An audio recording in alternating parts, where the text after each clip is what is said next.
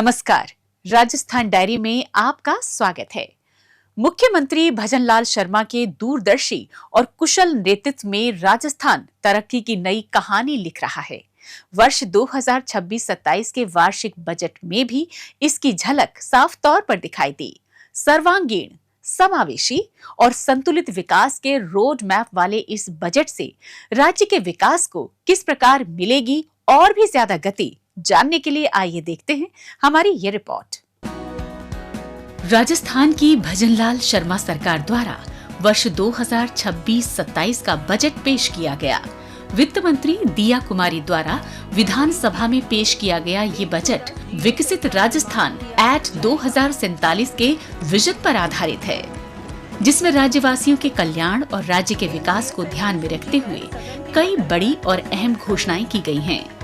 Budget के संबंध में प्रतिक्रिया देते हुए मुख्यमंत्री भजनलाल शर्मा ने कहा कि ये बजट तेज आर्थिक विकास, लोगों की आशाओं आकांक्षाओं पर खरा उतरने और सबका साथ सबका विकास के 3 कर्तव्यों को सर्वोपरि रखते हुए बनाया गया है। ये बजट 8 करोड़ प्रदेशवासियों के प्रति सरकार के कर्तव्यों का दस्तावेज है। मुख्यमंत्री ने कहा कि ये बजट महिला, युवा, मजदूर, वंचित व्यक्ति और किसान सहित अंतिम पंक्ति के व्यक्ति के कल्याण को समर्पित है। उन्होंने कहा कि बजट में आधारभूत संरचना का सुदृढ़ीकरण सहित बिजली, पानी, शिक्षा, चिकित्सा जैसे बुनियादी क्षेत्रों में सुविधाओं और सेवाओं के लिए प्रावधान किए गए हैं, जिससे राजस्थान विकसित, समृद्ध और आत्मनिर्भर बनेगा।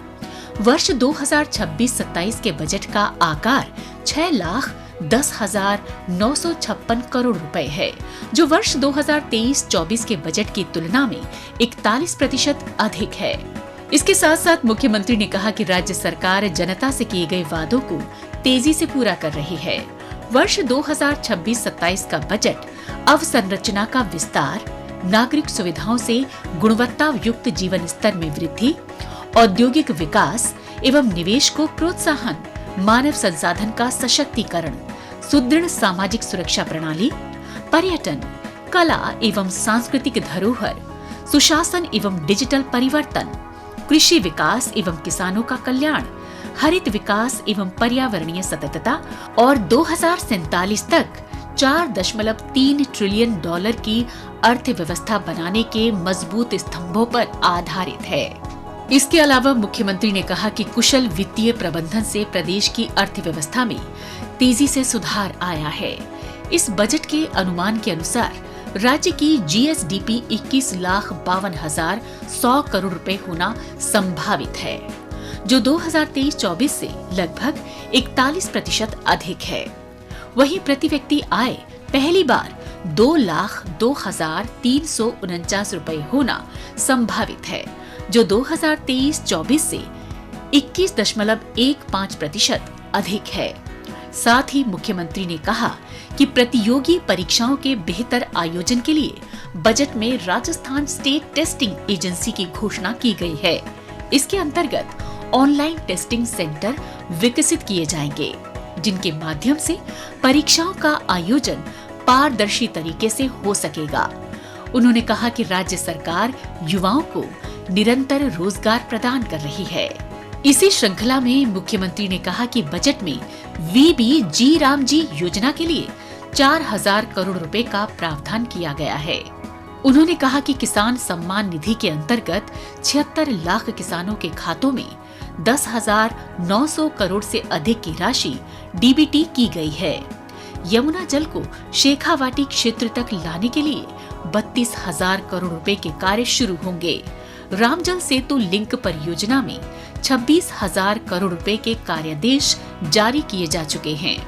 साथ ही मुख्यमंत्री ने कहा कि प्रदेश में शिक्षा सुविधाओं का विस्तार करने के क्रम में बजट में 69,000 करोड़ रुपए का प्रावधान किया है, जो 2023-24 से 35% अधिक है। मुख्यमंत्री ने कहा कि जिला स्तर पर रूरल महिला BPO, मुख्यमंत्री नारी शक्ति उद्यम प्रोत्साहन योजना के अंतर्गत महिला स्वयं सहायता समूहों को ऋण सीमा 50 लाख से बढ़ाकर 1 करोड़ रुपए और लखपति दीदी योजना में ऋण को 1 लाख से बढ़ाकर 1.5 लाख आदि प्रावधान महिलाओं के सशक्तिकरण में सहायक होंगे। हाल ही में जयपुर स्थित राष्ट्रीय आयुर्वेद संस्थान ने अपना स्वर्ण जयंती समारोह मनाया। मुख्यमंत्री भजनलाल शर्मा इस समारोह में शामिल हुए। इस दौरान मुख्यमंत्री ने आयुर्वेद के संवर्धन और इसे आम जन तक पहुंचाने के लिए राज्य सरकार की प्रतिबद्धता दोहराई। एक रिपोर्ट। राष्ट्रीय आयुर्वेद संस्थान ने अपनी स्थापना के 50 वर्ष पूरे किए।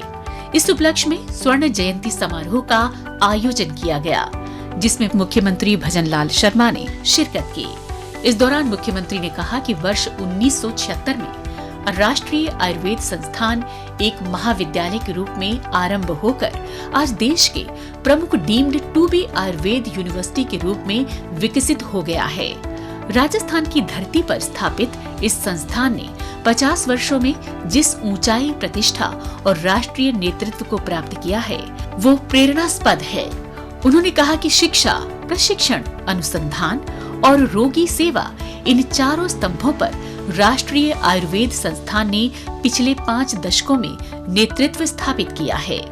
इसके साथ ही मुख्यमंत्री ने कहा कि राजस्थान की मिट्टी में आयुर्वेद की जड़ें गहरी हैं।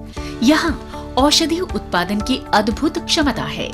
प्रदेश की पहाड़ी, वन, औषधीय पौधे इसके साक्षी हैं कि यहाँ की भूमि सदियों से आयुर्वेद का केंद्र रही है। उन्होंने कहा कि राज्य सरकार आयुर्वेद के संवर्धन और जनमानस में उसके व्यापक उपयोग के लिए प्राथमिकता से कार्य कर रही है। इसके अतिरिक्त मुख्यमंत्री ने कहा कि राज्य सरकार द्वारा आयुर्वेद के लिए नए आयुर्वेद चिकित्सालय, महाविद्यालय एवं डिस्पेंसरी की स्थापना से सुलभ चिकित्सा सुविधा सुनिश्चित की गई। स्नातक, स्नातकोत्तर सीटों में वृद्धि, आधुनिक लैब, ड्रग स्टैंडर्डाइजेशन यूनिट और शिक्षण फार्मेसी को सुदृढ़ किया गया। उन्होंने कहा कि आयुर्वेद अस्पतालों का विस्तार, पंचकर्म इकाइयों का सुदृढ़ीकरण, दवाखानों का आधुनिकीकरण, शिक्षा एवं अनुसंधान के नए अवसर सहित विभिन्न निर्णयों से आयुर्वेद को जन स्वास्थ्य की मुख्य धारा में आगे बढ़ाने के लिए निरंतर कार्य किया जा रहा है। उन्होंने NIA के लिए जयपुर में जमीन आवंटित करने के लिए पूर्ण सहयोग का आश्वासन दिया। इस अवसर पर मुख्यमंत्री ने राष्ट्रीय आयुर्वेद संस्थान के परिसर में नवनिर्मित OPD सुश्रुत भवन का लोकार्पण किया।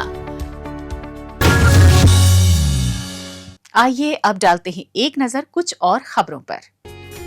अलवर के प्रताप ऑडिटोरियम से अलवर टाइगर इंटरनेशनल तक हाफ मैराथन का आयोजन किया गया। केंद्रीय पर्यावरण, वन और जलवायु परिवर्तन मंत्री भूपेंद्र यादव और मुख्यमंत्री भजनलाल शर्मा ने विभिन्न श्रेणियों की मैराथन को फ्लैग ऑफ किया। इस दौरान मैराथन के ब्रांड एम्बेसडर अभिनेता रणदीप हुड्डा भी मौजूद रहे। इस मैराथन में विभिन्न देशों के धावकों के साथ साथ सेना, पुलिस और अर्धसैनिक बलों के जवानों ने भी भाग लिया। इस दौरान मुख्यमंत्री ने 21 किलोमीटर हाफ मैराथन एलीट पुरुष एवं महिला वर्ग के विजेताओं की फिनिश लाइन पर हौसला अफजाई की। मैराथन में 21 किलोमीटर हाफ मैराथन एलीट पुरुष एवं महिला वर्ग, 21 kilometre force run, 21 kilometre open half marathon, 10 kilometre open marathon का आयोजन किया गया। उल्लेखनीय है कि अलवर सांसद खेल उत्सव के अंतर्गत इस अंतरराष्ट्रीय स्तर के मैराथन का आयोजन फिट इंडिया मिशन, टाइगर संरक्षण और अलवर पर्यटन को प्रोत्साहन की थीम पर किया गया।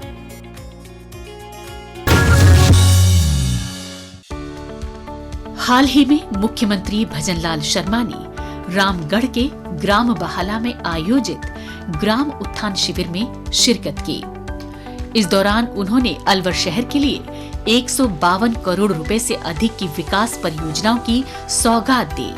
इसमें शिक्षा, स्वास्थ्य, ऊर्जा, बुनियादी ढांचे और नागरिक सुविधाओं से जुड़े लोकार्पण और शिलान्यास कार्य शामिल हैं। इस दौरान मुख्यमंत्री ने कहा कि किसान, श्रमिक और पशुपालकों सहित अंतिम पंक्ति के व्यक्ति तक जन कल्याणकारी योजनाओं की पहुंच सुनिश्चित करने के लिए प्रदेश के हर गिरदावर सर्किल पर ग्राम उत्थान शिविरों का आयोजन किया जा रहा है। इन शिविरों के माध्यम से सरकार स्वयं पात्र लाभान्वितों तक पहुंच रही है और संबंधित कार्यों का त्वरित निस्तारण किया जा रहा है।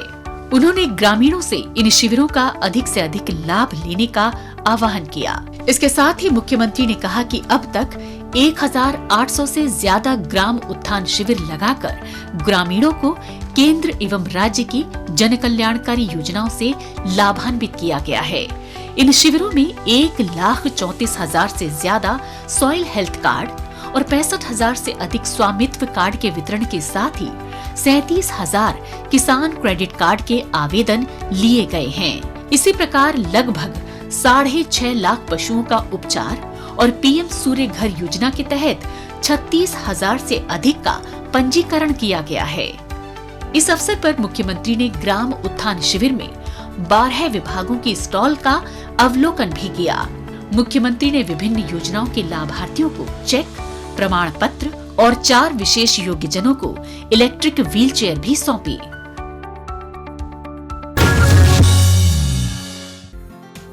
मुख्यमंत्री भजनलाल शर्मा की अध्यक्षता में जयपुर स्थित मुख्यमंत्री निवास पर बोर्ड ऑफ इन्वेस्टमेंट की 6वीं बैठक आयोजित हुई। इसमें मुख्यमंत्री ने राजस्थान में 46,000 करोड़ रुपए के निवेश को प्रोत्साहन देने के लिए विभिन्न सेक्टर के 10 अल्ट्रा मेगा परियोजनाओं को कस्टमाइज्ड पैकेज देने की मंजूरी दी।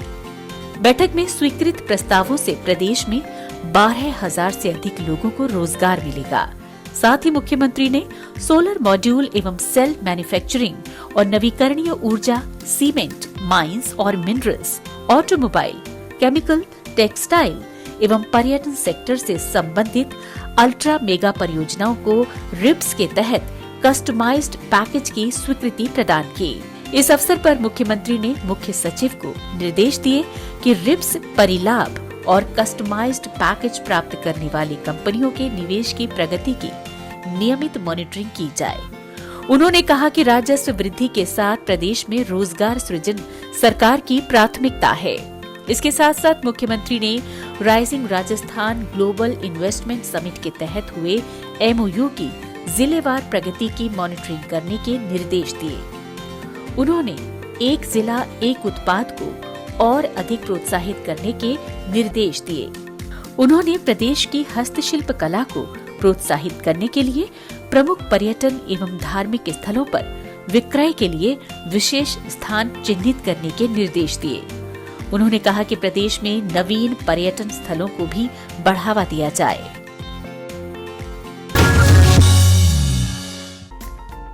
मुख्यमंत्री भजनलाल शर्मा ने सपत्नीक महाशिवरात्रि के पावन पर्व पर जयपुर स्थित मुख्यमंत्री निवास स्थित मां राज राजेश्वरी मंदिर में पूजा अर्चना कर प्रदेश की खुशहाली एवं प्रगति की कामना की। इस अवसर पर मुख्यमंत्री ने भगवान शिव का जलाभिषेक किया और वैदिक मंत्रोच्चार के साथ पूजा कर आरती उतारी। इस दौरान मुख्यमंत्री निवास पर नियोजित अधिकारी एवं कर्मचारी गण उपस्थित रहे। राजस्थान डायरी में आज बस इतना ही। अगले हफ्ते राज्य की नई नई गतिविधियों की जानकारी के साथ हम फिर होंगे हाजिर। तब तक के लिए दीजिए इजाजत। नमस्कार।